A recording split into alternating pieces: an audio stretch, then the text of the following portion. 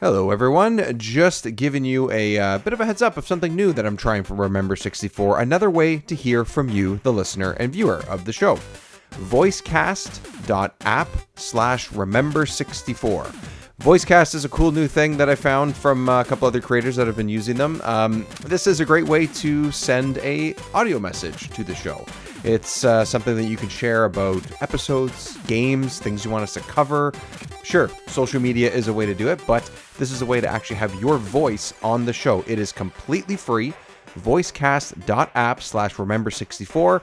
Leave us a message. It's completely free. You can do it on your phone. You can do it on a browser, and you can find the link on social media as well and at the description of this episode on your podcast app of choice. All right, on with the show, everyone.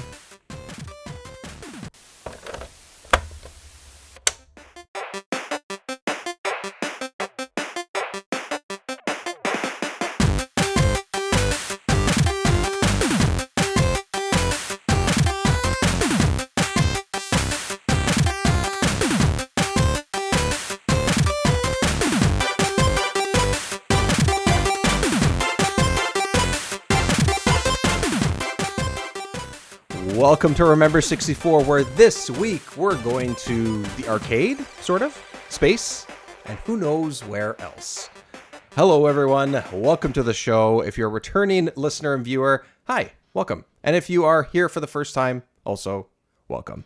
Here on Remember 64, we play and discuss the good, the bad, the ugly, and everything in between for the Nintendo 64's library.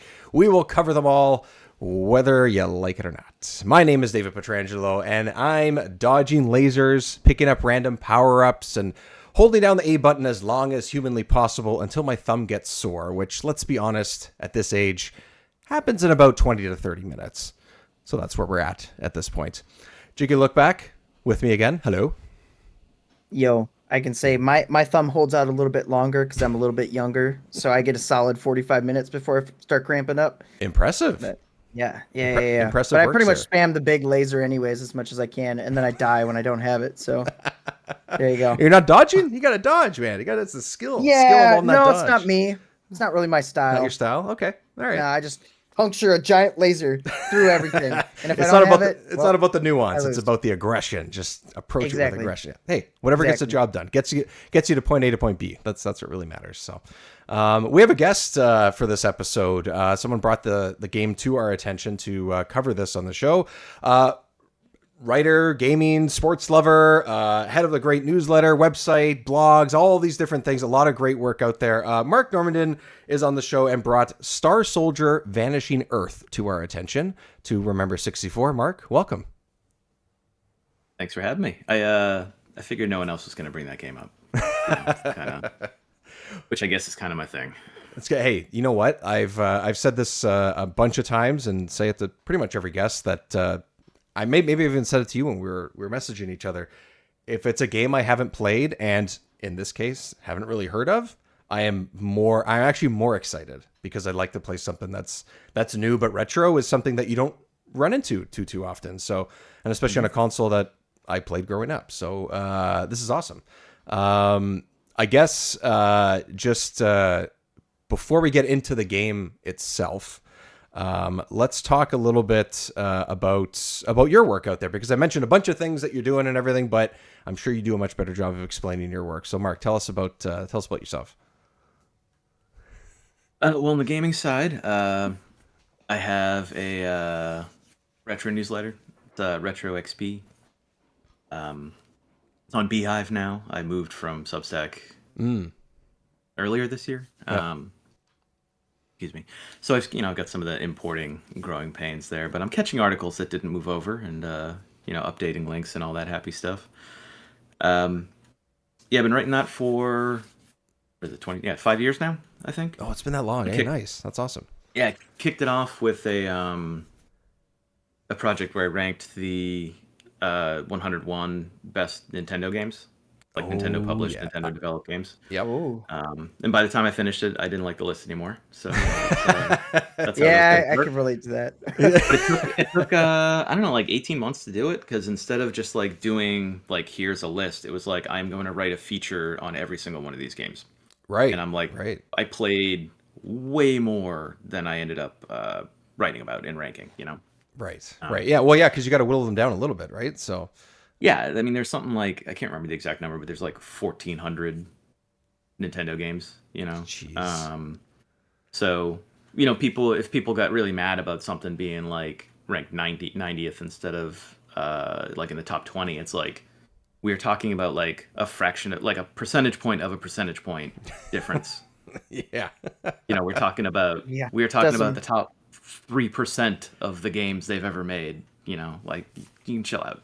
Yeah. People get mad no matter what. In that Yeah. 101, is there, and because obviously it took some time, like you mentioned and stuff, are there any particular ones that you were like, oh yeah, maybe that could have been anywhere on the list, or oh yeah, maybe that was like really close to making it? Is there anything that like stands out like that like if you were to do it again and maybe do it in 18 days instead of 18 months, like what would you know what I mean? Like Yeah, I had a couple of just missed. Because that's always tricky when you sort of make like even just like a personal list of a top 5 or 10, right? It's like, oh, what was 11? What was 14? Like so close. Well, see, what was funny about this is like, if I'm remembering, number 100 was like Link to the Past, Right. Okay. which people got like mad, Oh, yeah. briefly mad about, but like I used it to explain like the next 2D Zelda was a better game than this. Right. There have been better Zeldas than this. It's like if we're gonna get through a list where like 10 Zeldas make it, one of the ones you love is gonna be back here. And it's like I understand your childhood has its grips on you or what has its grip on you or whatever, but like they made better ones with better temples, with different mechanics or whatever. Yeah, the mechanics are updated, the UI, the HUD, like all those types of things. Like that makes a difference. So if you've got Link to the Past that far back, Yeah. that like you are leaving some great games off. Like I didn't put Super Mario World. I didn't put Yoshi's Island. Yeah, I mean they're both great, but it's just like we're talking about like if that's the level we're working with, where like Link to the Past barely made it, then it's like, oh yeah, some stuff's gonna be left off. Of course. But there's also a little bit of like trying to include, there's so many Mario games, there's so many Zelda games. So at some point you're kind of like, well, instead of adding another one of those, do I want to put in like Drill Dozer on Game Boy Advance? Nice. Like I think in like the 90s or whatever, or like, but it's like you're not gonna, if you just go by like what's popular, or what was critically acclaimed, then you're gonna miss out on like, hey, they actually did a lot of other really cool stuff that maybe people didn't play or they forgot about. Yeah, 100%. So, like I kept off Kirby Planet Robobot. It's a game that I really love. Orbiant. I don't know if you remember the WiiWare series where they did the art style games. I looked at that sounds familiar. Orbiant was really great. I can't remember what it was called on the because they had like a Game Boy Advance version, maybe just in Japan. But yeah, there were a lot of them. That it's like I would like to jump to like, if I do it again, and I would like to rearrange some of it. Yeah, I'd probably do like 151 because haha Pokemon, but the only Pokemon that matter. List. Let's be honest. It's also like I did the list in 2020 and finished in like spring of 2021 maybe. Right. And then it's like, oh, here's Metroid Dread. Yes. Yeah. Like, oh my god. Yeah. Shit. Oh, can I swear on this? Okay. You can swear as long as man. Fuck it. Swear as long as as much as you want. I like to ask first, but it's fair enough. That game comes out and I'm like, oh, this game's amazing. This game fucked up my whole list. Yeah. Like. Or messes up even like just your Metroid picks, right? Like even just that alone within that franchise. Yeah. Well, because it's like, okay, so the remake of Metroid 2. Mm-hmm. Part of the reason I ranked it like as well as I did is because it was the only kind of Metroid that was like that. But now it's like, well, Metroid Dread is like an exponentially better version of that game. So not only do you have to find a place for Metroid Dread, but you have to bump that one back. Right. That's fair enough. I mean, I don't know if I have to care about all this stuff, but like, I like Mario Galaxy better than Mario Odyssey, but because I had Super Mario Galaxy 2 ranked really highly, I moved Galaxy back a few spots behind Odyssey because it's like, well, they're so similar. Yeah, that's fair. Yeah. I don't know if I twisted myself into weird pretzels I didn't need to, or if doing that stuff made it work better, but it's 5 years later and I'm still thinking about it. So, And you always will be. yeah, it's just going to haunt me forever. I'm I'm glad I brought it up to make sure that you don't get any sleep tonight. Yeah. You're welcome. So I transitioned to after I finished that list, I was like, cool, I have a good base. I got I'm like back in writing about games because I used to cover games. I like briefly didn't leave sports, but I stopped doing sports quite as much, and I did more games, and I was like an editor for an indie digital magazine. And I left games for a bit because it was like, oh wow, I'm just constantly playing things and moving on to the next one, and I don't think this is very fun anymore. But now, like, kind of picking and choosing what I want, and I do freelance work for Paste a couple times a month. Nice. And some other places when I can get the assignments. Yeah. But it's nice because I can kind of pick and choose what I'm doing, and I write about like 100 games a year at Retro XP, but it's what I want to play anyway. Mm-hmm. So it's not. If I start doesn't feel like a huge task or job or something. Like it's different. Yeah. Yeah. Yeah. If I start feeling like I'm falling behind on something, it's like, well, don't play an RPG. Yeah. Oh my God. Like play a few arcade games and you've caught up. Like, man, there's so many like RPGs or like big games that come out even like in the last like few years where I'm like, oh, I think I'm going to love this game. I just do not have the time. And I want to play other things. And I want to make sure I have enough attention to the games that we're doing on this show. Like I don't want to let these ones slide because to me, this is the most fun I have when I'm playing games is playing these things because I don't know. It's just it's great whether it's new or whether it's something I haven't played in a while. So I kind of get that feeling. I guess the question is there a particular N64 game that you think or is there one? I should have actually. I knew this list was something you had, but what is the highest ranked N64 game? I know I'm kind of like picking at the scab of you being like, oh, everyone's going to be upset about this or about that pick, but I just want to let people know. I don't think anyone will argue. Actually, no, people would argue with me. Of course, there's always someone. It's Majora's Mask is the highest ranked one. Nice. Nice. Which I think the people who would argue with me are ones who say Ocarina of Time, but yeah. And Ocarina of Time's great, and it's influential, and it's important, but one of the things I was doing with the list was completely removing influence. My argument was essentially like, if you're talking about how important something is, and you're using that as a qualifier, then it's like, you just end up with Super Mario Brothers #1. And like, I mean, not on this list in particular, and Tetris, right? Like, it's like those are the two games. Yeah, so like, you kind of back yourself into those situations. So that's why it's like, if someone says, well, Ocarina of Time's more important than Majora's Mask, it's like, I don't care. Like, Majora's Mask is a better game. Right. It's better right now. It was better then, it's better now. Like, that's what I care about. What's the most fun to play right this second? Yeah, what can you go back to multiple times? Things like those things can matter. Yeah, even for a large game like that. Yeah. I was gonna say, I was guessing that you were going to say Ocarina of Time, but I'm glad you said Majora's Mask because I prefer Majora's Mask to Ocarina of Time, and I've argued about that.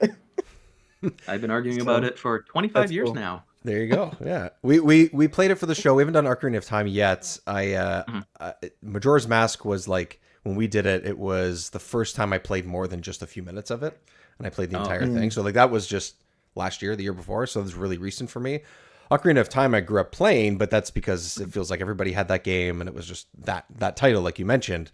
But I haven't played that game in at least 20 years, at least longer than the first like opening half hour. So when we get to that, I think that's going to be interesting too, because now I'll have a more recent memory or a memory at all of Majora's Mask, and I can compare the two. And not that one has to be better than the other and blah blah, all that kind of argument or whatever, but like they do absolutely. I am crazy to think otherwise. But it would just be interesting to kind of, from my own perspective, be like, oh, now I can really sit here as an adult and not as, a 14-year-old or 12-year-old playing it, and like really think of like the nuances and things like that too, which could be cool. So that's great. So yeah, I can run down quick which N64 games made it, actually. Oh yeah, that'd be neat. So Blast Corps, Oh, I should say, I was Interesting. very specific about like, so like if Rare published it, it Mhm. doesn't count, you know. And certain things where it's like it has to be Nintendo had to have published it, and it has to be something that like did not get released in a bunch of other places.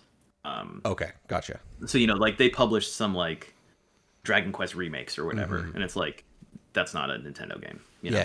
Yeah. That's fair. Yeah. I mean, you hear people talk about this sometimes. There's some websites that'll be like brand new Nintendo game, and it's like, excuse me, it's like a Square Enix game or something, and it's like that's on a Nintendo system. It's not a Nintendo game. You can't. That's the You can't thing be I doing think that. of all the time when you like, for anyone that has Netflix or anyone people that don't, where it's like, oh, it's a Netflix movie or Netflix production. It's like, no, you just bought it. Is what you did. Yeah. Like you just bought. Arrested Development. That's all Yeah, it was. right. Yeah, that That's exact. Friends, like what the fuck you talking about? Like shit like that. Like it's. I get it. That's just how the industry works for that stuff. But also, like, no, like I know they're fooling people by doing that. I know they are. And that's why they do it. But you didn't make this. You just signed the check. After the fact, after it was even done. You're just paying for the distribution, right? It's just, anyways, tangent. See, Jiggy, tangents all over the place. Happens. You can't take So, me yeah, anywhere these days. Blast Corps, and then Star Wars Rogue Squadron. And my excuse for including that had to do with the fact that Factor 5 convinced Nintendo to make the expansion pack commercial. Oh, It was supposed to just be for the 64 disk drive. Yeah, the In DD. Japan. Yeah. Like, that was, it was supposed to be just a developer side thing, and they were like, well, let's make that like commercial thing. But Really? honestly, like if I redo this list, I'll probably take that off. Because okay. I think I'm gonna be stricter about some stuff. Okay. All right. Paper Mario Yes. and God, what a game. Pokemon Snap. Oh, I had 3 N64 games in a row. Paper Mario, Pokemon Snap, and then Super Mario 64. Probably a lot earlier than people expected to see it. But right there, neck and neck with Sunshine. I like them Oh, nice. pretty much equally, Yeah. but in Sun- different ways. I gotta play Sunshine. Never played it. Really good. Yeah, I guess this so I hear. doesn't. Oh, I have Puzzle League just as like a series here, which has an N64 entry. Yes. Ogre Battle 64. That's another one I'll probably take off. But Nintendo published that in Japan. Okay. So, and it's the only, it's not like there's Tactics Ogre, but Ogre Battle is like this separate. It's a separate thing. you know, Yeah. That is one where we need to like give ourselves lots of time, I hear. So It's so good. it's nice and long, apparently.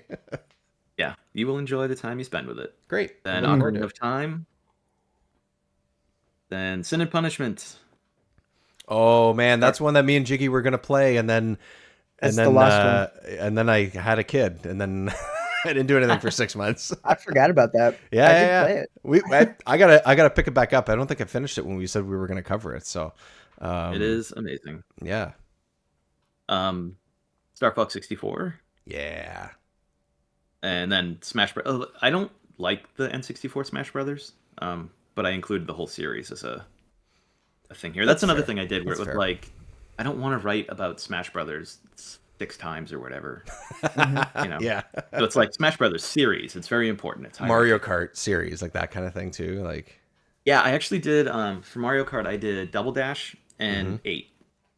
that's fair. Because Double Dash was, I think, the first of the amazing 3D ones, and it's very distinct from the rest of the series. None of them, and none then- other ones are like it. Like it Yeah. stands on its own for sure. Yeah. Exactly. And all the other ones are kind of like working up toward what Mario Kart 8 is, and Mario Kart 8 is the best of those. Yeah. So, Yeah. Pretty much. I and have then high Majora's hopes Mask. for Mario Kart World. Yeah, it looks pretty Hey, cool. it looks looks cool. awesome.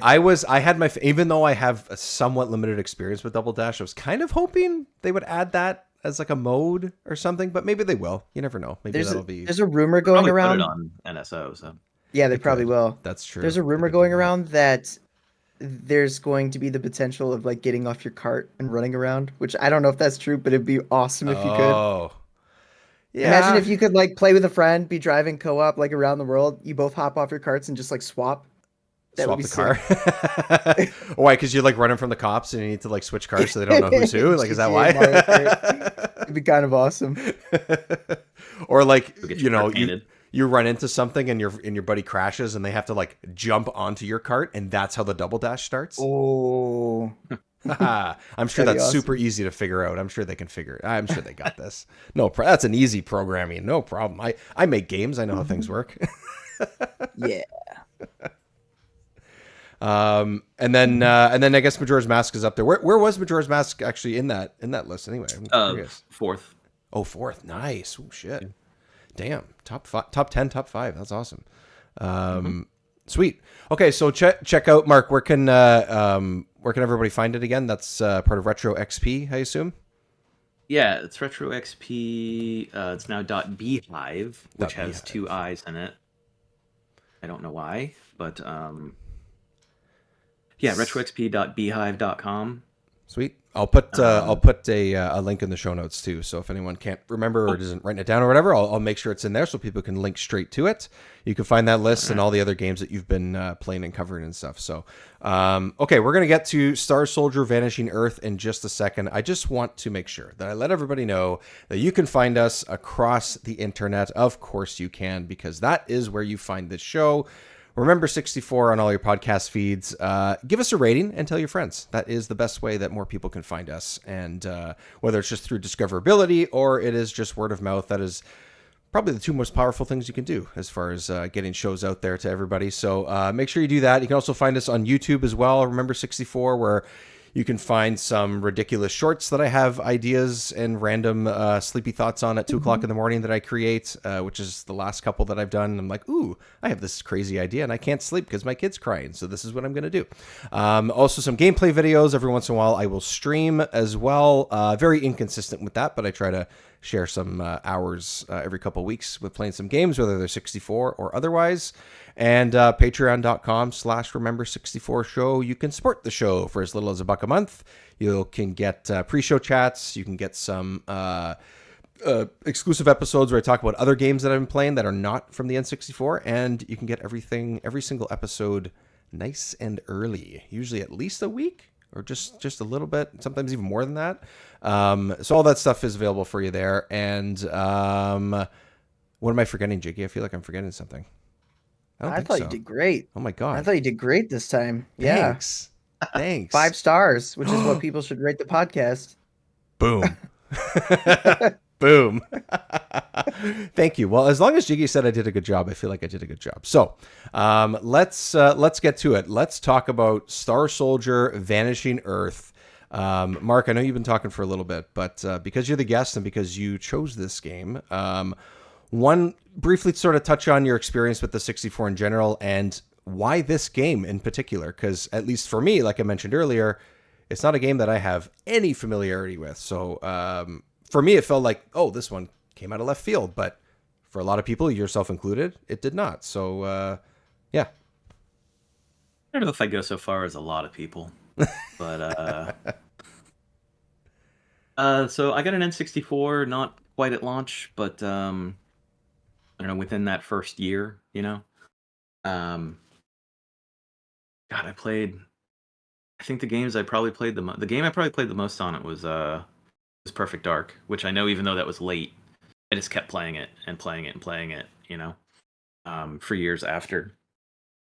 I can't imagine I played anything else as much as I played Perfect Dark on that.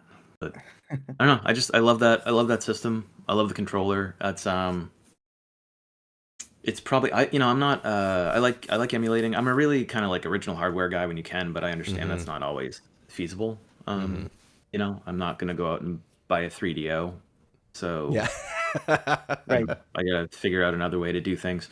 The N64 though is like the one system where I don't want to emulate anything, and part of that is part of that's visual. You know, it's actually I feel like people give it kind of a lot of shit for what like the visuals look like, but I think they're playing through like standard cables on a TV. You know, they're like hooking it up to a TV it shouldn't be hooked up to or whatever, and playing it. It's 64 like, wow, on your 50-inch TV. It's like that's like it's like, yeah, of course it looks terrible. Anything from that era is gonna look worse in that condition. In that. And I've got yeah, exactly. I've got my 64 is hooked up like through S-Video to a nice CRT in the basement. And nice. It looks awesome, you know. Nice. And whenever you try and play, so like Star Fox 64, even if you try and play like the Wii, you know, the version on like the Wii U, Mm-hmm. you know, you're supposed to like dodge quickly by pressing a C button, but now that has been mapped to an analog stick, and like the amount of time it takes to like double tap an analog stick compared to just pressing the C button, Mm-hmm. you know, it like messes with the experience. It just doesn't feel right, and that's the case for so many of the games. Like something is just off in the controls all the time. So that's the one where I'm like, no, I want to play on original hardware. Bring back the C buttons. They only brought one back. Only one, and you can't do anything with it. You just press it. Yeah. And it's not really gameplay related as far as we know. So It's it made me a person who went out and bought a copy of I imported a copy of Sin and Punishment, you know, because I'm like, yeah, I had a lot of fun Nice. playing it on the Wow. Wii, and like they adjusted the controls and it was fine enough. And then I played it like in, you know, the way you're supposed to with the controller that it was designed around. It's like, oh, okay, I like this even more now. You know? yeah, I mean, Jiggy, a you're lot of stuff like that. you're on this page for sure, where it's like that the control. I mean, I think it sounds like all three of us are, but like the controller is something special, right? Like I know that's something that you definitely write home about for sure. Yeah, it's an. I'm not gonna say it's not an unpopular opinion, but it's not a popular opinion. I go back and forth with so many people about it, but I also like the GameCube controller, and people also give me flack about that. So yeah, it's I kind of like, do not like it. Although I have far less experience with it than I think a lot of people, but Man, I find it really awkward. Like, that little just- yellow C nipple is amazing. I love it. Sure. I just don't like the D-pad. That's my only complaint about it. Yeah, I the like rest of D-pad's my too controller. small. Too small. But that's kind of like, so that's a controller that was designed after everyone went, okay, like 3-dimensional movement 1. Right. We don't need Yeah. we don't need digital anymore. Right. Whereas right. the N64 was that perfect blend of like, we don't quite know which We don't way know yet. things are Yeah. going yet, so like let's do everything. And I love that about And that. I would Right. argue that, like, especially in like the original sort of like an actual Nintendo controller, like the joystick feels great on the 64. Like it to me, it has always felt like it really makes sense. Like you're describing, where it's like, oh no, this is what it's supposed to feel like. And I feel like that's always the case with the joystick. You know, some games handle controls better than others, no matter what console you're talking about. But I find that that's always been a strength of it. And then when you get a reproduction controller, like one that's digital or whatever, it's not the same, even if you're playing the same game. There is a difference there. Yeah. The shame that the sticks kind of break over time or get loose over time. Mine snaps. Because the actual Yeah. Playing Earthworm Jim of all Oh, man. games. the actual movement and the precision of that stick is so good. Like Yeah. Sony didn't touch that until the PlayStation 4, basically. Like as far as like a comfortable stick that does what you want it to do. Yeah. You know, I would argue the PS5, but that's just my opinion. That's the only one. I'm just not a PlayStation controller fan in general. I think the 5 is the one that feels the most comfortable, but I'm just not a fan of the layout of the joysticks being in the middle. And that's just not my thing. That's just not. That's funny. I like the that thing original in particular. I like the original. It didn't have joysticks, and like that's Right, fine. And then right. it's like they slap those twin sticks on it, and I'm like, I don't like these sticks, and I don't like the placement, and I don't like anything about this anymore. Yeah, no, that's fair. That's fair.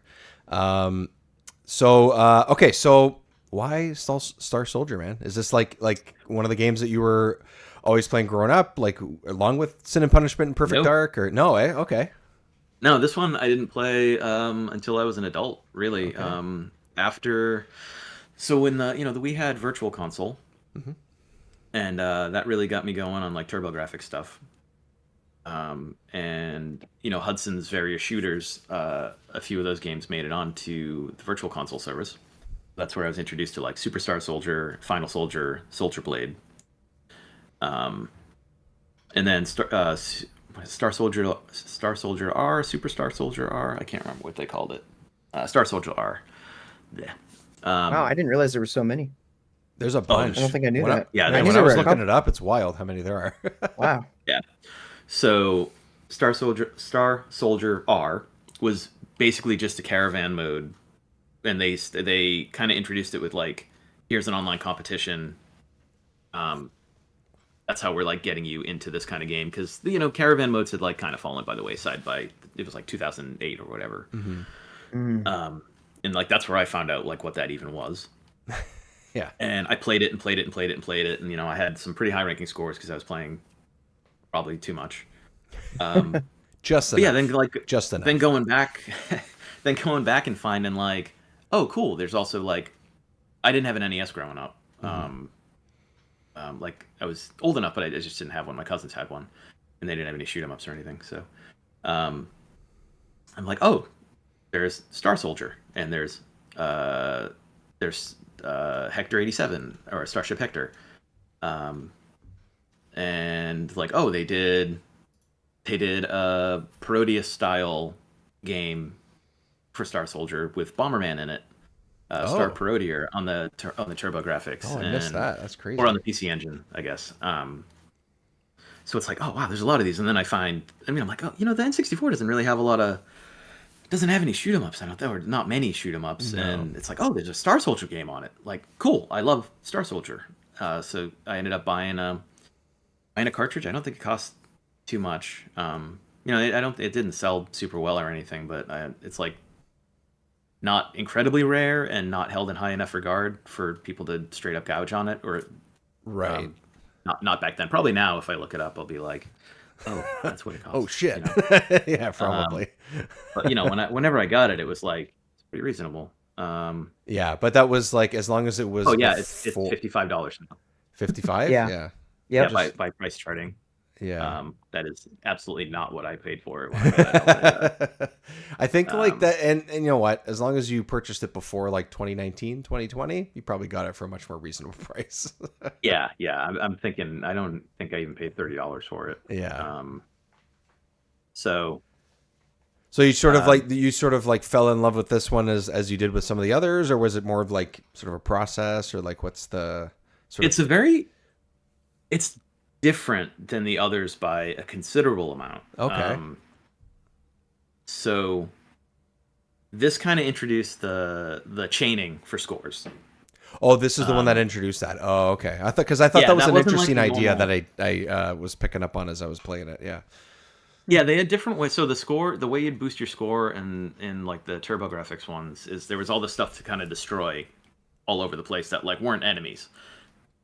But it's like, oh, destroy as much stuff in the areas you can, and you'll find bonuses, and you'll get more points for doing stuff like that. Which is kind of common in games like this. I feel like that's not super rare. At least ones that I can remember playing. I don't even know what name or what game I'm thinking of. But instead of like buildings or kind of destructible environments, it was straight up just like, there's all this shit everywhere. Just like it's all organized, and you clearly are supposed to like that box. Oh, that box, I see. Gotcha. Like, yeah. Okay. And it's some of them had different colors and everything. Like, oh, there's items under that color, and there's so this one kind of went in a different direction. I mean, first of all, it's 3D, right?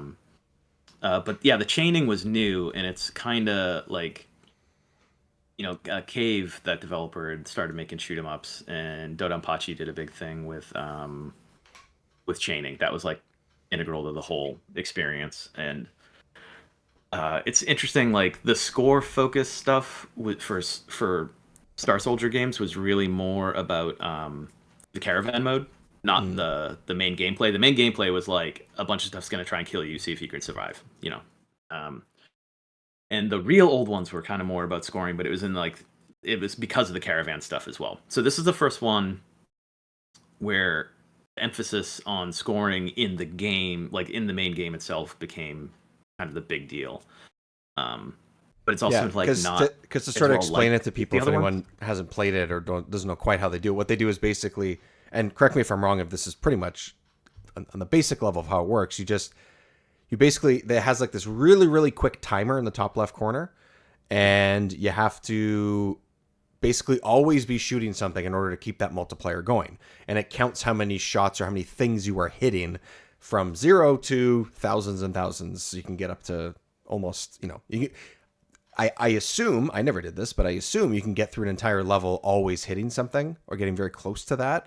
And the more you do that, the more it multiplies your score, and you kind of go from there, and you can use your different weapons and obviously your movement and stuff to sort of make it happen. But, you know, the levels and the enemies are pretty much set up so that if you are able to and understand the levels or be able to read them and all that kind of stuff, you can keep that number going up and up and up. And it's almost, is it 1 second? That's like half a second where it resets. So it's really fast. It's fast, yeah. And it's super, super fast. So it is really a skill-based thing. It's not just, hey, let's just see what the number can be.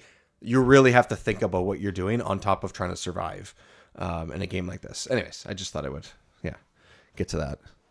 Mm. Yeah, so they hadn't done that sort of thing necessarily before. So it's kind of a different approach, different development team than had been going. They kind of based the TurboGrafx and PC Engine Star Soldier games on Compile's Blazing Lasers, which was a huge change to do the series like that in the first place, because the original Star Soldier was based on Tecmo's Star Force. Oh yeah, that's right. I had that. I wrote that down in the notes too. The Star Force. Yeah. Yeah, they did the Famicom port for it, and then Tecmo did the NES one. But so Hudson did. They had their first Caravan Festival, which I don't know if you know what they did for the Caravan Festival. No, I don't. So they had a big yellow van with a B on it, which is because it's Hudson. You know? But they would essentially drive a chosen game around Japan, and let people play it, and you would people are trying to do the best high scores, and sure, yeah. They became these very popular tournaments to the point where it was like, okay, specific games were made with the Summer Caravan in mind, and then there were competing caravans as well because of the success Hudson saw with this stuff. So this first one happened. They used Star Force, even though they just were responsible for the port. So they were like, "Oh, we should make our own game." Make one, yeah. So they made Star Soldier, as like their original work, and it's very it's different than Star Force, but it's very clearly like it could be a sequel if you didn't know anything. You just be like, "Oh, this is just what happens when you release a game like a year or two after the year after the previous one." Yeah. But then they just kept making it like that, and they introduced the caravan mode into these games over time, so you could just at home, here's your 2-minute challenge, here's your 5-minute challenge, right, score as many points which this has, in that time. Yeah. And now you see the caravan stuff has gone on so much. It used to just be Hudson and Maxat, and a couple companies, and now there's a lot of all those Arcade Archive games have caravan mode, which is the 2-minute or 5-minute challenge, and Terrorin, who does a lot of throwback shooters to the time of Compile and Star Soldier and all that stuff. A lot of those games have caravan modes in them too. Right. So it's cool that it's persisted, but it got started with Hudson driving a van around and being like, who wants to see who's the best at Star Force? That's crazy. How much that's those vans cost? Yeah. Those vans are floating around somewhere, and they're probably so exclusive. The dude from Top Gear probably has it. Oh yeah, probably. Yeah. If anyone's gonna have it, it'd be those guys. Yeah. Did you? So you play this a little bit later and stuff. Jiggy, what about you? I think you mentioned that I had this. You owned it. Oh wow, I owned it. Yeah, I had this as a kid. Man, you're so cool. I never had any of this kind of shit. So okay, let me explain why I had this. This was you don't have to explain. Just say you sat at the cool kids table. It's okay. I got the N64. Obviously, I'm younger. I got it in '99. Yeah. Okay.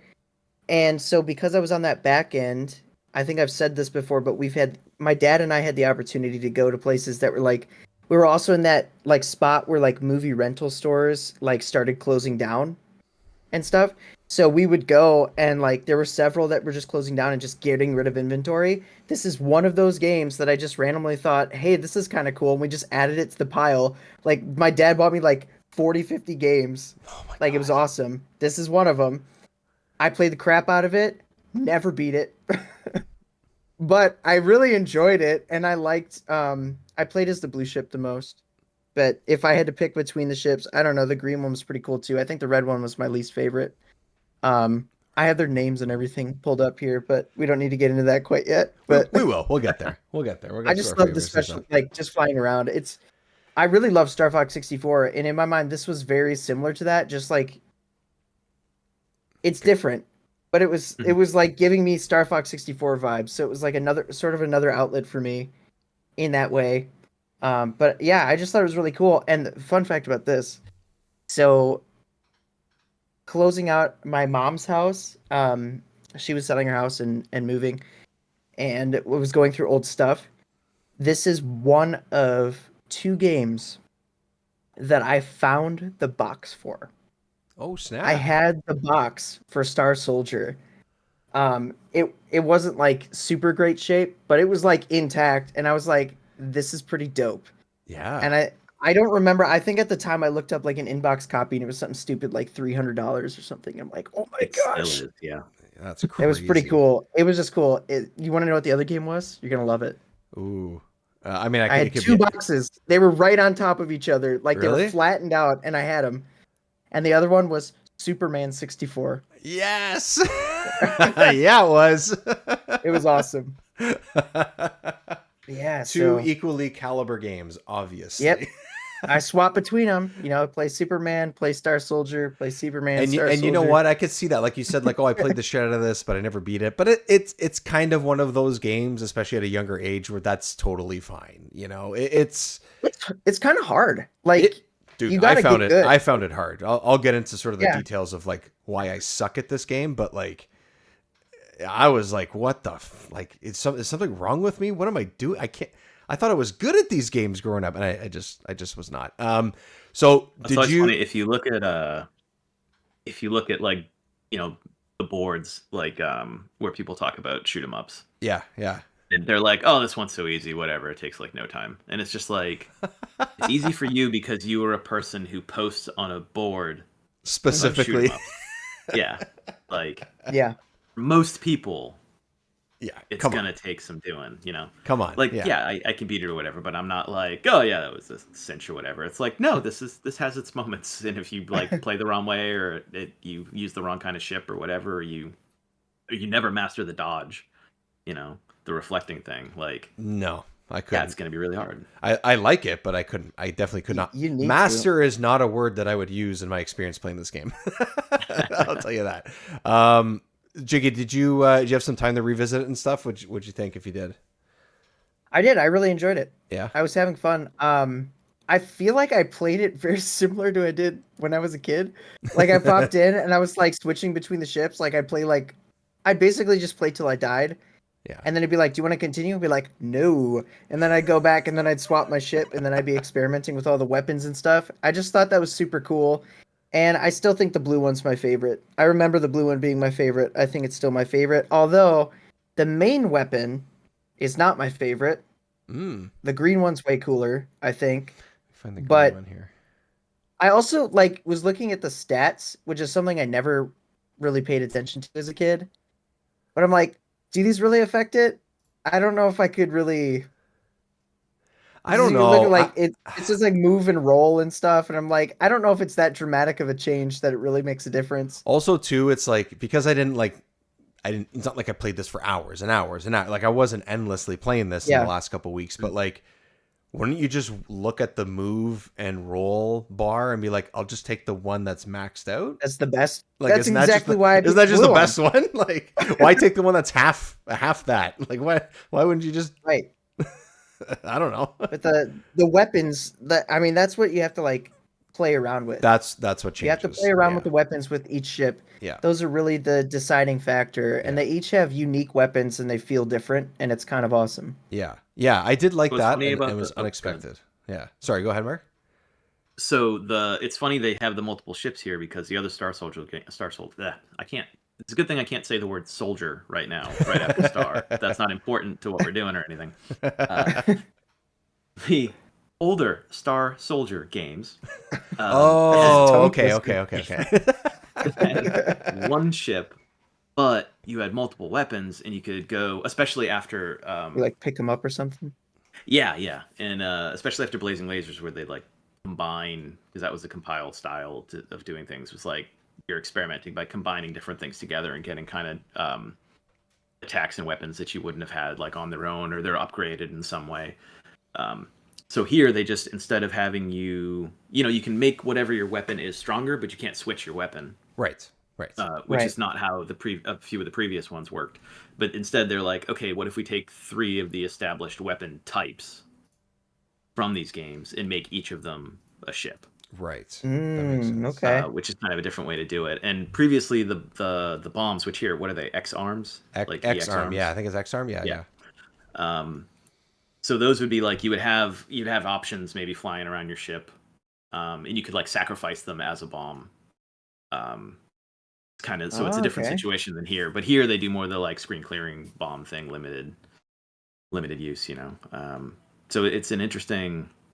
It's like a bunch of new stuff and then like old stuff, but kind of presented in a different way. Yeah. Um, Do you? so So you have obviously much. I mean, especially compared to me, but you have more experience with like the variety of these games, or just this franchise or series, or ones that are similar. Mhm. Do you personally find that this one is like it's different, but is it quote unquote better, or is it just it's doing its own thing, or do you like the differences, or what do you think?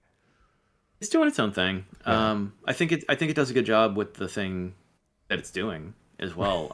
But I also think it's easier to miss what this game's trying to do and then not have a good time with it. I feel like if you don't engage, the other ones, again, since they're just throwing stuff at you and you're trying to not die. If you were trying to not die also, which feels like a pretty, like that should be your goal, right? Yeah. Without much thought. Yeah.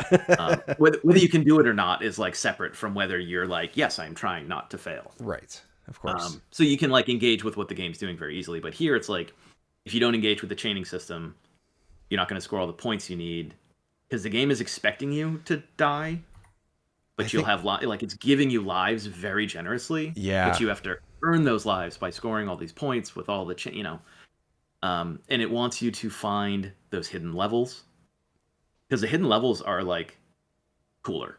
The hidden levels are better than most of the regular levels. I saw them, but I never actually got the chance to play them. Like I didn't know that there were any, and then when I was looking at more of the games, like, oh, there's hidden level. Like I just was not good at this game. I just yeah, like they just give you that teases little with like it. yeah, they're like, here, when you see this, we're not telling you what to do, but like this is a moment where you should figure something out. It's tough moments because it's like, oh, here's 6 blue ships. There's 1 red ship. If you destroy a single blue ship, you will not unlock the secret level. But if you like wait just long enough, the blue ship will kind of retreat, and then the red ship will be left all alone, and you kill the red ship, and then you'll fly over the space station or through a canyon or something that you wouldn't have anyway.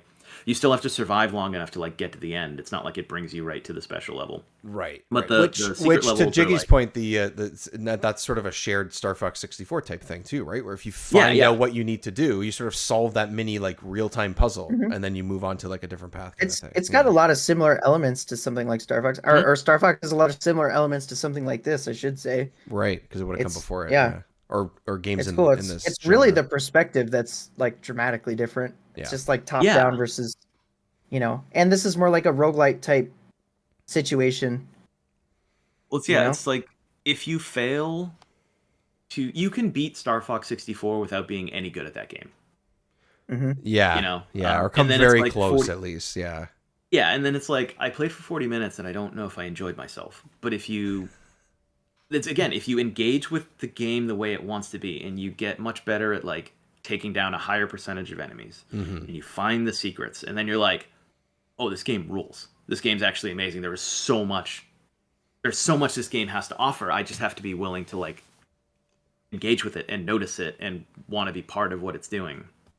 But yeah, 'cause I remember like the very first time I played it, I feel like I was too young to really get it. Oh yeah, So sure. I was like, well, yeah, that was fun, but like, what am I doing? And then I went back to it, I went back to it later and played more and was like, oh, actually, this game like fucking rules. This game rips. Right. But it took some time. There's one mechanic. I'm just curious if you know what it actually does. If you press down, I think it's down on the C button, you do like your little thruster. Mm-hmm. Yeah. What the heck does that actually do? Other than just make a big... It changes the speed of your ship. So it says, does it actually? In the top left corner where it says like low, medium, high. Yeah, that's your speed. No kidding. So there are times where you want to go slower. I think it's more noticeable with some of the ships they show the speeds when you're doing the like ship select. Mm-hmm. I think it might be more noticeable for some of them than others. Okay. It's like the jumps in velocity are more significant or less. Okay. I didn't know. I was like, what is this doing? And I kept tapping it, and I didn't know. So the only reason why I figured that out, or I ended up looking it up, is how I didn't just naturally get it. But like with these games, if you're emulating it, for example, which I did, I've said this before. It's like, oh, it would have helped to look up the manual, because I probably would have told you, right? What I did was like, what is that mid thing in the top left? Like, what is that mid? What, like mid power? Am I not picking up enough points? Like, what am I only doing okay? Like, what does that mean? So I looked it up, and it was the speed. Otherwise, I never even questioned that. I never even I was just like mid. Okay. At least this one starts in the middle, because I think there's some of them where you start on the lowest speed. And you're like, wow, I feel like I'm flying a tank through space. And tank controls in space? What? I found I didn't really get into a lot of variety of choosing different ones. Maybe I should have, and that would have helped me out or whatever. I had a pretty good time playing this game. I don't know. It's weird because there was the most experience I have with this genre of game, where it's see, you were supposed to just take out the reds there. Oh, that one. Yeah. Oh, that's one of the ones. See, I probably was just like, blow everything up. That's my... Yeah, that's what I do. Yeah. Sorry to interrupt. No, it's good to know, because now when I get to this level next, which it's easy to pick up and play this game, which I think is a big plus. I enjoy that about just like this genre or these style of games. Mark, because you have like a decent amount of sort of experience with games like this or ones in the franchise and stuff and similar... One of the games, it's one of the first games I remember playing, because it was like a demo and we had computers that basically didn't run anything. And this was just before I got my SNES, was a game called Raptor. I think there's a subtitle to it too. That's the game in this genre that I played the most growing up. And it was like a 2-level demo on my cousin's PC. And like, that's what it was. And you're just like an army ship, and you're flying, and you're just trying to survive basically and stuff. So that game wasn't that intense, and it's one that I just remember the most. And then I turned this one on and I was like, holy shnikes, like I got to think about what I'm doing here. And then the dodge, like you said, is a big part of it. And like, I don't know if these games are my thing anymore, because like I enjoyed it, but I wasn't like, oh, this is incredible. This is like this is like exactly what I wanted from this type of game. Or maybe I'm just not good at it, and that's what ruined part of my experience. Again, I don't think it's like a really on the game all that much. I think part of it's my own fault, but it didn't click in the way that I thought I might have. And I think maybe if I give it more time, and I'm sort of like we're sort of watching someone right now as we talk, sort of basically know exactly what this boss fight is gonna do and how. Yeah, they're not even using the reflect thing. They're just like. Literally just like, if I sit in this corner, I avoid everything. Yeah, which is a skill in itself, right? To know how to do that, when, where, all those things. Yeah, memorization. It's memorizing boss patterns and stuff. Or just in general, a game like this, memorizing the patterns of all the ships leading up to that point too, right? That's a big part of it, and a way to multiply that score that we were talking about. So I don't know that I would ever get to that point specifically. But I think if I put maybe even just a little bit more time or a couple more hours or something, I'd be like, oh, this is like really gelling, really clicking.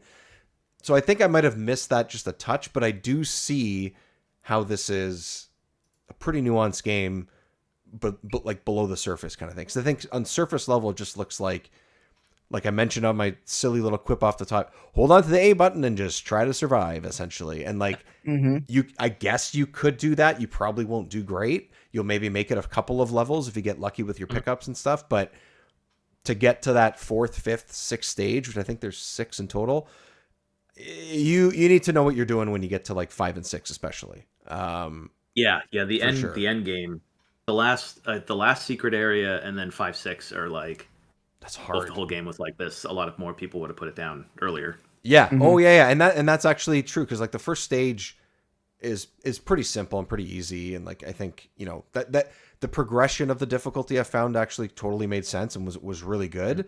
I kept getting my ass kicked in the 6th one. Like I couldn't get past it. And that's fine. That's part of learning the game and whatever, right? But yeah, I liked it. I just didn't like it as much as I thought I would, I think. Also, you're kind of blaming yourself for this, but I will say, like, I like this game. I think it's a good game. I'm not like, I mean, I have played a lot of shoot 'em ups, right? A lot, and like, this is a good game. I like this game. Yeah. I am coming on a podcast to talk about this game because I like it. I mean, hey, we've had people come on. Superman's a perfect example where we had Jake come on and just say, "Let's just play a shitty game." So hey, it happens. But if I was trying to like turn someone on to shoot 'em ups or make them feel the way that I feel when I play, just like this is not what I would suggest. Right. So you got you're being a little hard on yourself, but like I could probably suggest some things to you if I knew a little more about like the kinds that have interested you, and I might be able to show you the one that will change your life. I wish I could list off how many in this genre I have played in the last 10 to 15 years. I would maybe be able to count it. I for sure I'd be able to count it on one hand. Like it's just not one in recent memory, at least, that I could remember. I mean, they're not as popular as they were either, right? Like this was a 90s genre. It was an arcade genre and stuff. I in my experience, I can't think of anything off the top of my head that would definitively be, oh, this is that game from the last, let's say 15 years or something. But maybe they just haven't been on my radar, and maybe that's on me. I don't know. Knowledge. So. Yeah, so there you go. Yeah, I mean, there's actually been like a huge revival, but it's still niche. Like you have to be looking for it. Right. Maybe that's the simple. Instead of me rambling for 2 minutes, maybe I just should have said niche, and that would have solved it. Well, no, I mean they did go underground. They were it. Yeah. Space Invaders was the biggest game in the world at one point. Right. And then Xevious was one of the most influential games ever. Yeah. Huge in Japan, sold well on the NES. And there was like a string of all that stuff. Galaga is still super popular. I love Galaga's great. Oh my god. But fighting games, pushed shoot 'em ups out of the arcades. So, or at least out of like their primo position. And then like the Sega Saturn was the system that had the most of them for like at home, and that sold even fewer systems than the N64 did by like a lot. Decent margin. Yeah, that's the one console, or not only console, but one of the quote unquote mainstay consoles that I have almost zero experience with. Like I was part of the problem. Saturn. So I've got one. You got one? Oh, there's one in the store near me, and I was so tempted, but I'm like, but then it's going to be an investment. I got to get into it. It's just one thing at a time. Let's go through the N64. My friend had one. We'd always hunt for games like for him. I'd be like, dude, I'm at a store. They have Saturn games. Like, do you want any of these? And I'd send him a picture. I'm trying to remember what it was. It's just like the weirdest game because it's got Kirk Cameron, if you know who that is, the actor, like the '90s actor, maybe late '80s. I'm trying to think of the show he was in. He does like a lot of Christian content now. Oh yeah. Okay. He was in Growing Pains. He was like Growing Pains, yeah. The older brother in Growing Pains. Yes, yes. And he was in this game in like the cutscenes. It was like it was like a weird FMV like medieval stuff. Yeah. Yes, it was like a weird medieval thing, and it was like build your like fortress sort of a thing, and like zombies would come at night. I don't know what this game was called. I can't remember, but I remember it being The Horde. Is it called The Horde? I'm gonna have to Google it real quick. Right? It says The Horde. Yeah, that's when I look it up. We type in his name and video game, The Horde pops up. That is like one of the few games I played on Sega Saturn. Yes, this is it. This is it. I'm just looking at the image of the game. This What is is it. happening in this game? Dude, it's hilarious. Well, I will say And the that cutscenes box are art is fantastic. incredible. The cutscenes are fantastic. You need to just like watch the cutscene, like the opening cutscene. It's so funny. We can do that if you want. And yeah, it's Kirk Cameron.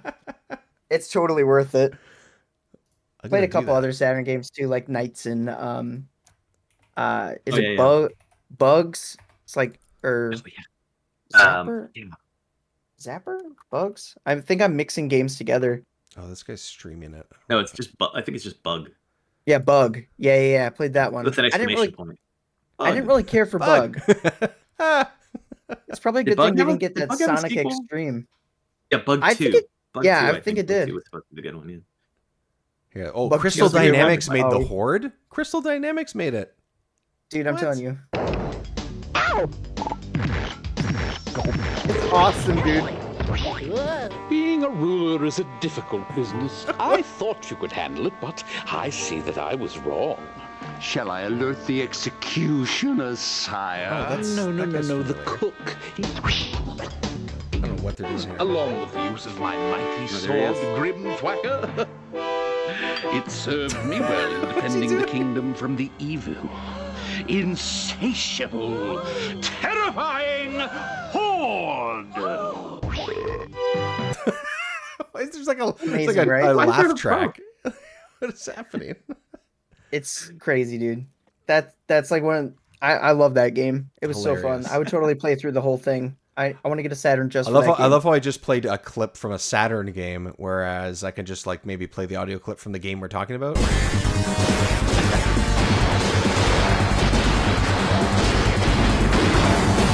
Anyways, through all that noise, I thought the music was actually kind of good.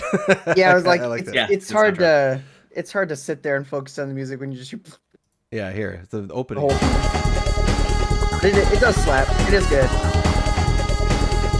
Solid. You know what it kind of reminded me of? I'm Should a huge remember fan who of the composed it. early Double Dragon games. It kind of reminded me of a Double Dragon Oh. soundtrack. Yeah, like that high pitched synth, I guess you could call it. Yeah, it reminded does me of have that. it does have that kind of vibe. Like Like Super Double Dragon. Play that, which I Yeah. love that game, and then play this, and it felt similar. But maybe that's just because I have so much experience playing that particular Super Double Dragon game. So oh yeah, I was gonna say Streets of Rage. I was trying to or remember. Streets of I was Rage. like totally blanking. I'm like, Yeah. it does have that sort of vibe. Like yeah, it's keeping you This was upbeat his- while you're this was beating the people. Yeah. Up. Yeah. This What's was that, the Mark? composer's first. This was the composer's first game that he composed. 'Cause he was cool. on. He was like a sound programmer or sound effects in previous games. Oh wow, Um, nice. But he has done most of the Mario Party games. Oh no Ichiro way. Shimamura. Yep. Didn't Well, 'cause Hudson, a lot of Hudson made Hudson- Mario Party?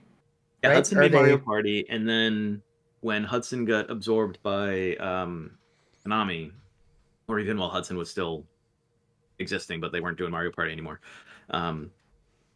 ND-Cube was formed by a bunch of former Hudson employees, and like as a Nintendo studio making Mario Party.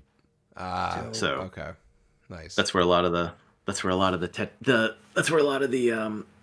former Hudson devs ended up going. Not all of them, but Look at there's that. probably more former Hudson devs at Nintendo than there are in the place that like ate Started it. Hudson. Yeah. Look at that. We're full circle. Okay, we started this conversation about the N64 controller and the joystick and it breaking, and now we're back to.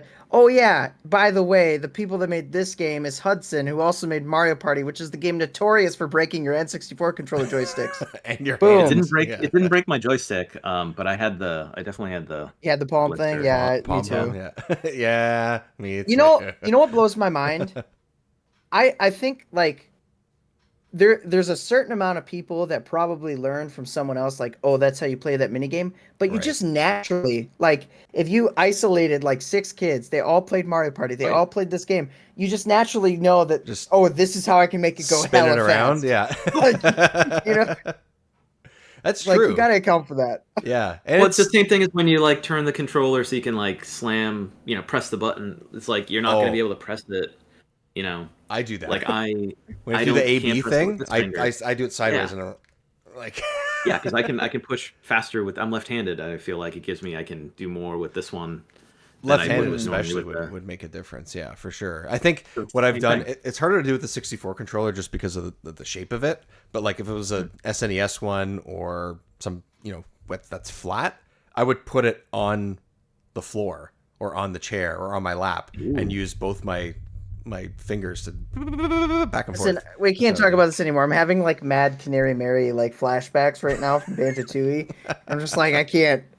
My fingers like are getting sore just thinking about Well, it. actually, recently we just played Rayman 2 like a month ago or something. Oh and yeah, those that mini game. those mini game. bonus That's what level. I did. I put it on my lap and I was like balancing it on my knee while I was playing it. And I was like Okay. back and forth. I would go back and forth by pressing the buttons like this, Yeah. and then I'd be like, and then I switch to my thumb, and then go back and forth like this, and then I go, and then switch back. Sorry, what would you do? I gotta What bring- was that sound? What was that? You capture that, soundbite that later for future reference. I will say Go ahead. I played the N64 version of Rayman 2 like a billion times. Yeah. But this last experience, I played the Dreamcast version because I was just like, I'm gonna play the different version to get a slightly different experience. And I will say the N64 controller is a much more pleasurable experience for those bonus levels. The buttons on the Dreamcast feel like mushier. They're not bad. It's not that it feels bad. It's just like comparatively, they don't like bounce back as fast. So I feel like it was like holding me back. Are they from smaller too? I smacking- feel like they are smaller. They're smaller. Yeah. They are okay. smaller. Yeah, that makes a Like, difference. I have them stored in the back, but Yeah, but especially as Yeah, like there's an something- adult, like a smaller Yeah. like primary button or buttons like that would make a Yeah. difference. Like if the size of the C buttons were the main A B on a 64, like that would feel weird. I think like if Yeah. those were if that was Yeah. A and B, the size of those. So we need to go back. We need to go back to the GameCube. Every button's got to be like that A button. Let's just make them really big, really big. but then The you're bigger, gonna the have a better. controller that's the size of the Xbox Duke. I don't care. Which I like. I like that. Dude, controller. I think that's dope. yeah. I think we. But need it to go but it back wouldn't to have giant wasted space controllers. because all the buttons would be giant. So. Yeah. And analog triggers, dude. I could make the perfect controller. Come on, somebody hire me just to Somebody. design it. I don't. Give me $10. Buy me dinner. I'll just draw it for you. I'll draw you the perfect controller, and then you handle the rest, and I'm out. I would like to know where you go to dinner for $10. Well, $10 is in I- addition to dinner, I think. Oh, $10 was like that's My my, mistake, payment. my And I was mistake. like, and dinner. That is what I was trying to get because I'm gonna milk them for all they're worth. We're going to like Red Lobster or something. Red Lobster. Isn't Red Lobster gone now too? Maybe you'll save it. probably. Maybe you'll save Is it. it? I That think was so. the only like No. semi cheap fancy restaurant I could think of. All right, so I'm going to bring us full circle in another way, since Yes, we were talking please. about hitting the controller really fast. So, the guy who was an attraction at the Caravans for Hudson was Takahashi Meijin, because he ended up being like their promotional guy. Like he didn't do development or anything, but he was an employee for the company. He was like face of the company, like public face of the company. They used his likeness for the Adventure Island character. Oh. But he could press 17 shots per second, which was huge for a game like Star Soldier. Back in the day, because you didn't have the auto fire, you couldn't hold the button down. You had to press You it. shot as fast as you pressed. So he could do 17 shots per second, but they actually like lied and said he could do 16 because he liked the way it sounded better. But he straight up shaved off a shot per second. But he's just got this like inhuman press speed, and he like designed an analog stick, like a Hudson analog stick to use on the Famicom, which I would love to like Wow. get. That my is hand an on it, but absolutely crazy number. it's and How do he you- can how do you- still. How do you do that? I can't even. Yeah, like I want to see a video. Ugh. Just Yeah, want to they're, know what does that I look mean, you like? can- I am sure you can. You probably can't even see Like, it. It's like a Flash Speed Force thing, where how it like freezes everything. You know, Yeah. What's Like the everyone name? else is What's the looking guy's at name his again? Takashi. Takashi. Yeah. Let me see if I can Takashi. find. And when you said his likeness, I thought you were about to say for the bee. Let's see. Here, I'll The Hudson Bee. see if that Oh, that might be it. Takashi Iizuka. No, I know who that is. Yeah. That's not him. That's the guy who won't give me the Chow Garden.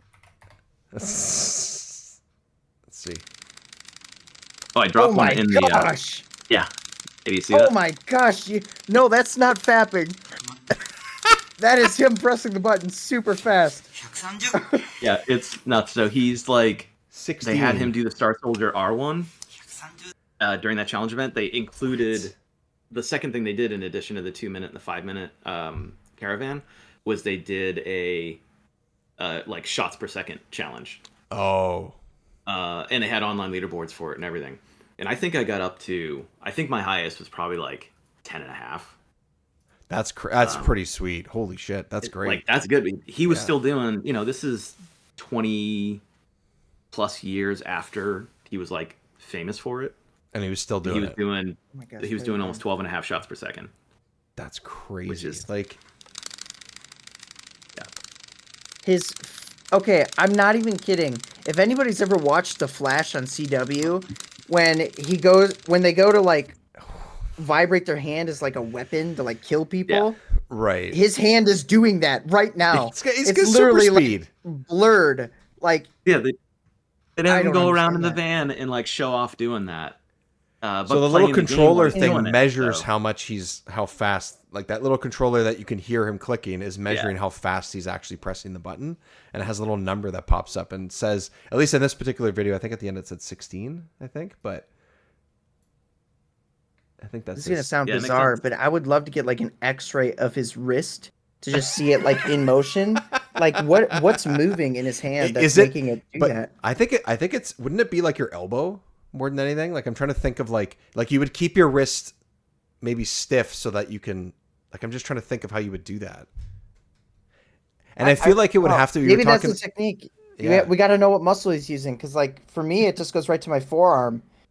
And listen, I got a decent forearm. It's look at you, solid. Jeez. It's solid. Look at that. Look at that. At you in your flex youth. it, okay? And I can the power of youth. The power of not having a child. I feel like if we have a video of this, it's gonna like be a meme online. I should stop doing that. Power of youth. Power of youth with a in the back. I had my hand in the air for the listeners, and I was doing the motion. You know what I was doing. I mean, I have the video. I can make it happen. Oh, my bad. So Hudson's no more. Yeah, that's right. Yeah. Takahashi Megin is still out there though. He partnered in a game that came out in the last few years called Stargagnant. I think that's how you say it. It's out on the Switch. I think it's out on Steam too. And that whole game is unlike a lot of other stuff where it's like, here's auto fire. This game is designed around the idea of shooting as fast as you can. Then you have to press the button, but like it is built into the gameplay. It's not just like, oh, shoot a lot and you'll do better. Like the concept of keeping your shots per second up high is built into it. So, man, you want to talk about like you're getting tired 30 minutes into playing a game or whatever. I was like playing and trying to like move up in the leaderboards in that game, and I was doing well enough that I wanted to keep doing that. And it's just like, oh my god, this is exhausting. Like, how do you just play I've seen this game. It's got a whole bunch of like scores on the side, and it has all these like different sort of gauges on your HUD and stuff. Yeah. I've seen this. Yeah, the higher your rapid fire is, the more points you're getting. In addition to it, like helping you sustain the chain that you have, which gives you even more points. Yeah, it has a cool like cartoony style and stuff too. Like the art style of it's really cool. It was made by Caravans, the company I mentioned earlier. Who does a ton of these kind of throwbacks, even though it's like a one-person studio, as far as I can tell. I don't know about the music, but like the rest of it is one person. And he partnered with Megin and did something based on the thing he's like most known for. That's awesome. It's a cool looking game. That actually before I sort of forget, just because I mentioned Jiggy's trying to bust the controller. I know I recreate can't. it. I don't have a. Crazy. Oh, I have an Xbox controller beside me. I'm just blown away. That was the craziest visual I've ever seen. I just can't believe his hand was just blurred. It was moving so fast. Yeah, But like, you can crazy. understand why, like, the Caravans took off when it's like we have to go Yeah. see the person do the impossible thing and like play a game doing Yeah. that. absolutely. This is 5 years after. I think it's 5 years after like Space Invaders, which Yeah, like right. Space Invaders blew Yeah. everyone away. Yeah. You know, and obviously like that's it was great, but like man, slow moving compared to the guy who's like, watch me press this button 17 times per second. Watch me blow your mind and not break this controller by going crazy with it. Like watch, like that's insane. That's some real freaking skill, man. Like that's really impressive. That's impossible. What if, like, do you think he uses that as like a, not like a party trick, but like he goes somewhere and he like I just imagine him trying to pick up a girl or something, and he's just like, check this out. He's like, I was really big in the '90s. He's just like, like, okay. And Like, what does he carry around that little thing everywhere? He's like, oh watch. yeah. I mean, I would. What is It's something cool? Would you not? Yeah.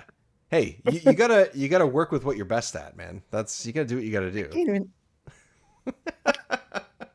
I mean, he I has don't know not how you- one but two video game characters modeled after him. So you know. Yeah, you said the Adventure Island. What's the other one? Oh, it's Not the the other Stargagnon. He's like Oh, he's okay. like the captain in it. Like his likeness is in it. But The Adventure Island one's a little insulting, but I do remember it. Yeah. If you see a picture of him in the '80s where he's like wearing a baseball hat and like just kind of standing around, you're like, no, okay, I see it. Like, yeah, that's Oh, there it is. Yeah. that's him. How about that? Because I feel like that looks a little weird, and I think when I wrote about Adventure Island, I put like a photo of him and a photo of the character. yeah. I was like, oh shit, that is him.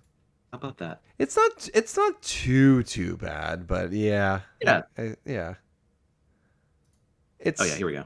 86. Is that what it is? Yeah. So that's people should look it up because it's pretty.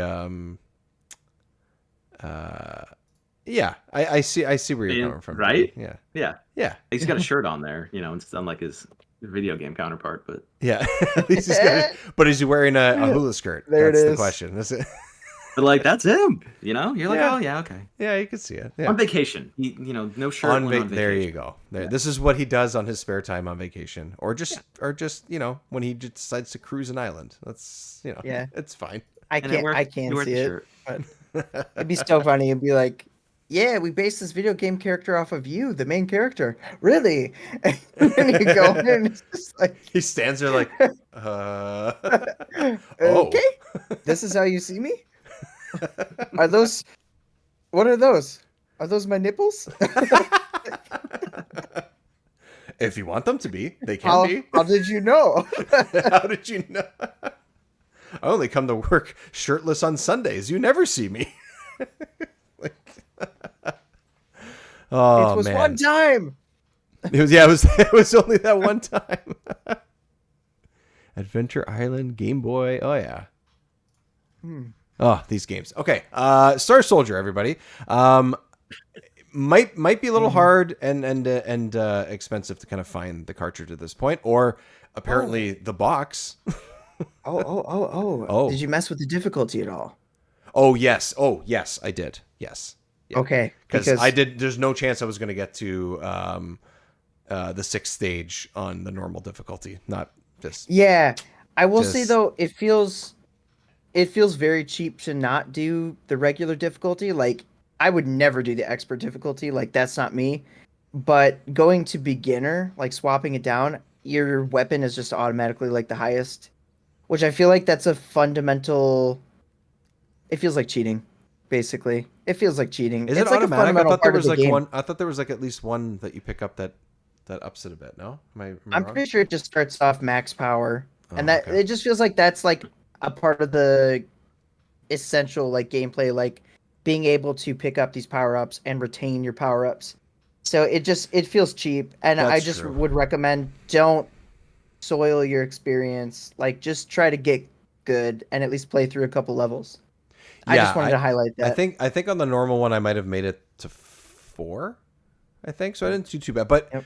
if the first couple feel like a little too tough, I wouldn't say shy away from trying the easy one, but maybe you'll get a better handle of the way things. No, I would. Feel.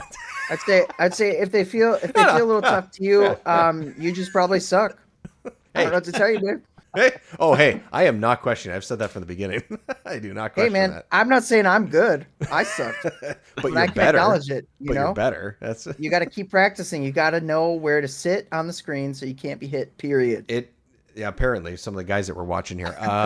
It's All it is instincts. it is skill though. It's not one of those games where you can just sort of bulldoze your way through it. Like it seems like that. It definitely appears to be that, and maybe the first level you can pull that off, maybe, but after that you really got to sort of focus on it, whether you're going for a score or whether you're just going to survive and get from through each mission and stuff like that. Yep. Yeah, Just try to survive. Try to survive. Try to survive. Don't worry about the score. You'll get it. And Mark, you've mentioned it a couple times too, but like the 2 and 5 minute mode things, I forgot about that earlier, but I found those pretty fun. I like those. Sort of a bite-sized thing, and just sort of I played up my own scores and tried to beat my own scores a couple times, and 2 minutes feels like, oh yeah, you can get through the first stage kind of in a couple minutes and stuff, but 5 minutes is like, oh, this is like, it's a little bit of an endurance test too. It's not easy, and it is interesting to sort of try and approach it with different ships in different ways and stuff like that. I found that to be a pretty fun idea, and I actually gravitated to them more than I thought I would. I thought they would just be kind of like a throwaway option, but I liked them. I thought they were pretty fun. That's the power of the caravan, Yeah. They're enjoyable even when you don't have the actual van attached to it. So, Don't worry, Power of the Jiggy's gonna find that caravan. van. Jiggy's gonna find the van. I van is totally would pretty- look. I want to know. That would be sick. It's that or Let me the see- let me Oscar see. Mayer Wiener car. Like get a The dream. combo. The dream. Like, it's The dream garage. let's see, it's a Dude, cool looking those van. vans are pretty cool looking. They are. Yeah. Oh man, the art and everything. Yeah, it is cool. Dang, they're like school bus covered or colored, not covered, colored. They look awesome. They have Yeah. art on the side. Oh man, if I saw that pull up, I'd be like, "What is?"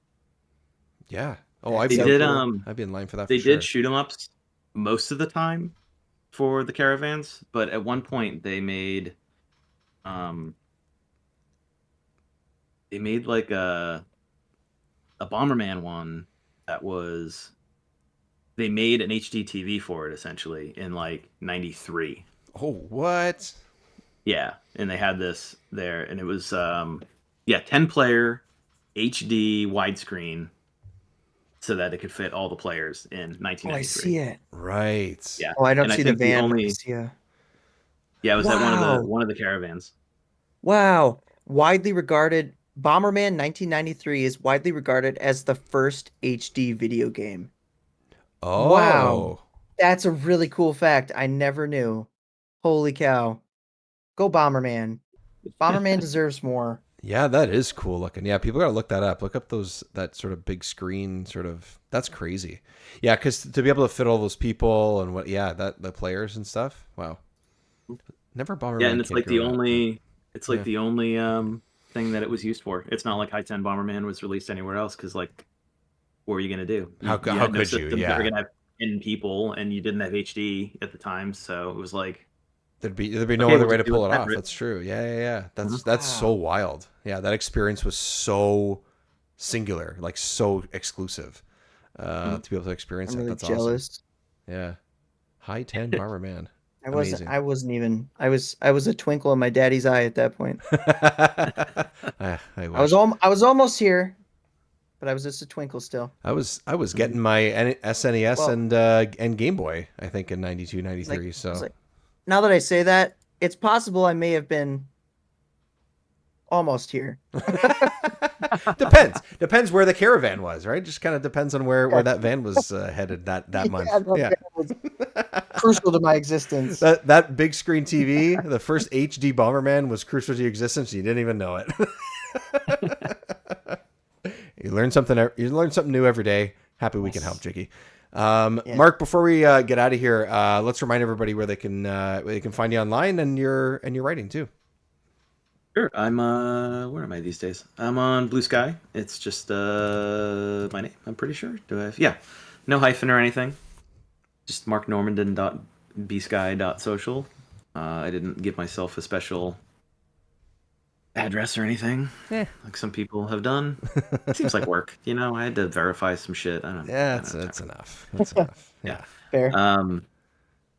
My writing is retroxp.beehive. That's with 2 eyes.com. Beehive. Oh, Beehive. Damn, that was good. I didn't see that coming. You can sign up for that newsletter. It's free. It's a lot of words. I think today's the one I published today was like 3,400 words on a different shoot 'em up that is even more obscure. So I'm not always writing about those. It just happened to line up that way. We're just really good at what we do here at the show. So just I would, if I wrote about them as much as I wanted to, I think I would probably have fewer subscribers. So,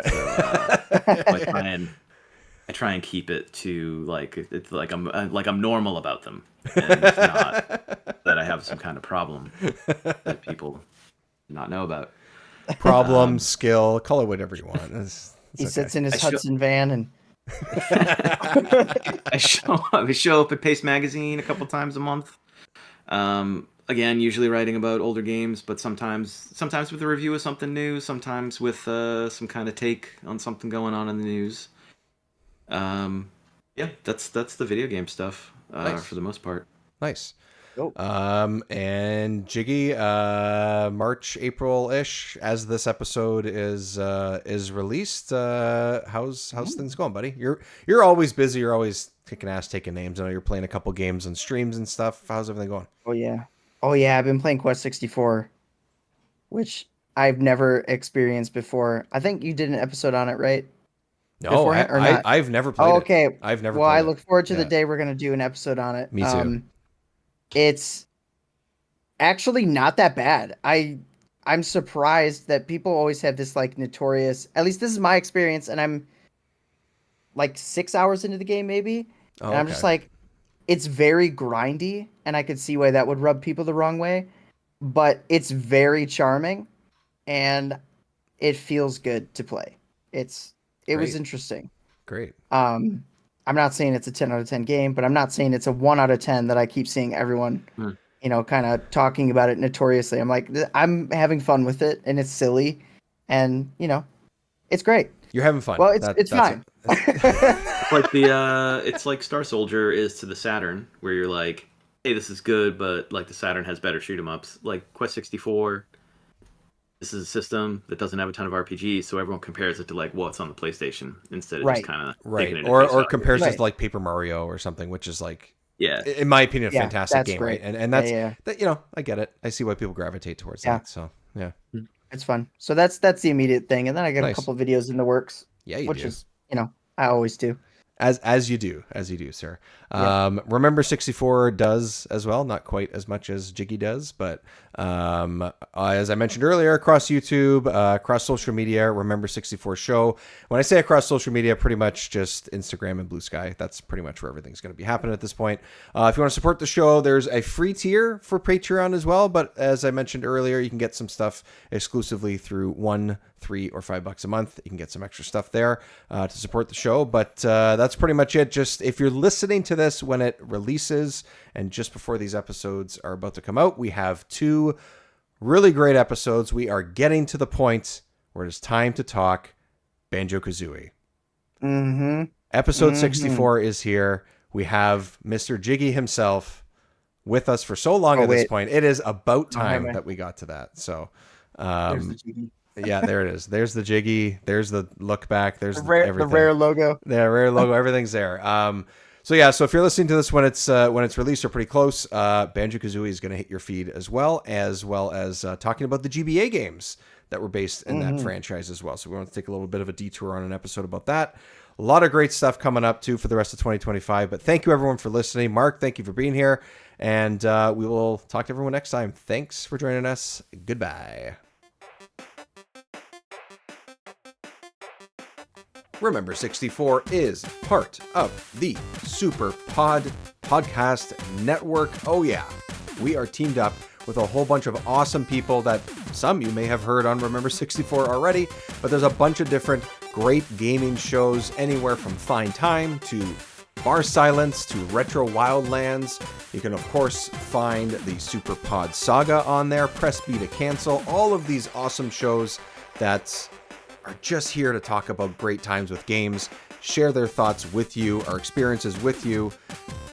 Check us out, SuperPod Network, on your podcast app of choice, and superpodnetwork.com, where you can find all our shows, blog posts, videos, and more.